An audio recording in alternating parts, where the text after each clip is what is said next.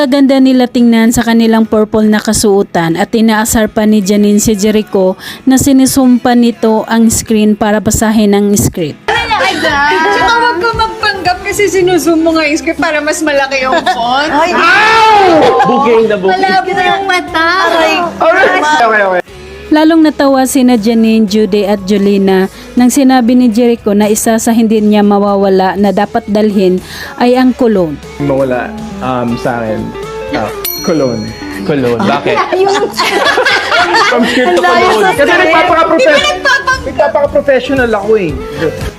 Naayon pa kay Jericho, kailangan niya ng cologne na amoy taksil tulad ng ginagampanan niyang papel sa Lavender Fields.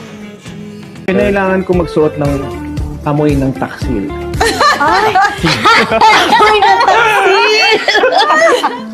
Na, para pag Pag ginano mo, amoy taksil ka.